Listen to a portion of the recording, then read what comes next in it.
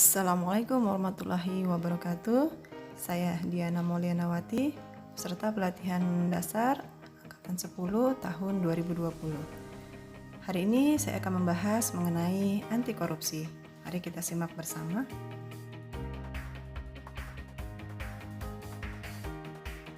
Sahabat pasti telah banyak mendengar kata korupsi.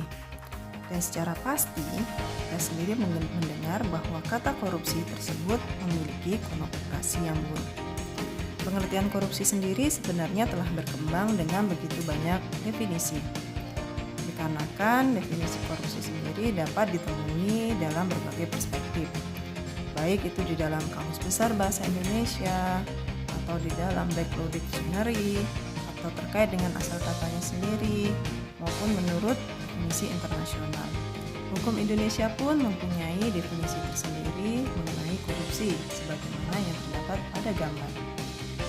Namun dengan bahasa yang mudah dapat kita artikan bahwa korupsi itu adalah suatu perbuatan curang, bobrok, tidak bermoral, dan serakah. Ada 30 bentuk atau jenis tindak pidana korupsi yang dirumuskan dari 13 pasal dalam Undang-Undang Nomor 31 Tahun 1999, JO Undang-Undang Nomor 20 Tahun 2001. Kemudian, bentuk atau jenis tindak pidana korupsi dikelompokkan menjadi 7 kelompok. Di antaranya, pertama adalah delik yang berkaitan dengan kerugian keuangan negara, yaitu di mana seseorang menggunakan keuangan negara untuk memperkaya diri sendiri. Kedua, penggelapan jabatan, seperti penggelapan uang dengan cara memasukkan dokumen administrasi atau merusak bukti-bukti yang ada. Ketiga, penyuapan, yaitu pemberian sesuatu, janji, atau apapun kepada pejabat penyelenggara yang itu berkaitan dengan kewenangannya. Empat, benturan kepentingan dalam pengadaan.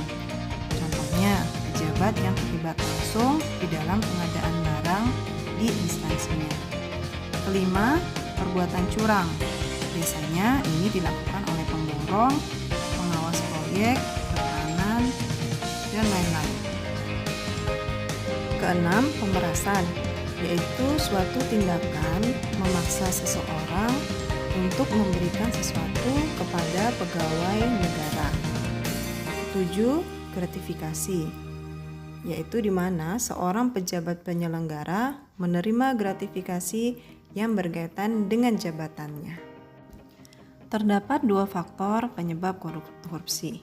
Pertama, faktor internal. Dia merupakan dorongan dari diri sendiri. Dorongan tersebut dapat disebabkan oleh aspek perilaku individu itu sendiri, seperti sifat tamak, moral yang kurang kuat, dan gaya hidup konsumtif. Aspek sosial seperti adanya perilaku korup yang kerap terjadi di sistem lingkungan dapat mendorong terjadinya perilaku korup. Kedua, faktor internal yang didorong oleh aspek sikap masyarakat terhadap korupsi, yaitu adanya sikap acuh tak acuh, kurang menyadari, dan kurang aktif di dalam pencegahan korupsi. Aspek ekonomi juga dapat memberikan pengaruh, yaitu di mana pendapatan seseorang itu kurang mencukupi kebutuhan hidupnya. Aspek politis, semisal kepentingan politis untuk mencapai atau mempertahankan kekuasaan, juga menjadi dorongan yang sangat besar untuk terjadinya korupsi.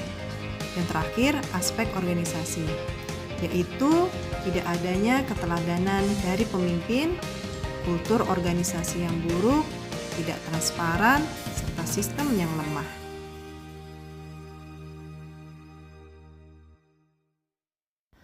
Lalu secara pribadi, apa yang bisa kita lakukan untuk mencegah korupsi? Aksi pemberantasan korupsi memang tampak berat dan menyeramkan, padahal sebenarnya ini adalah sesuatu yang sederhana dan menyenangkan. Pertama, pantang terlibat tindak pidana korupsi. Ini perlu kita tanamkan di dalam diri kita dan diaplikasikan di dalam setiap perbuatan kita. Kedua, berlatih untuk berintegritas, karena kita adalah contoh bagi mahasiswa kita. Ketiga, pilih aksi nyata untuk melawan korupsi. Keempat, mengajak yang lain untuk melakukan hal yang sama. Katakan tidak pada korupsi.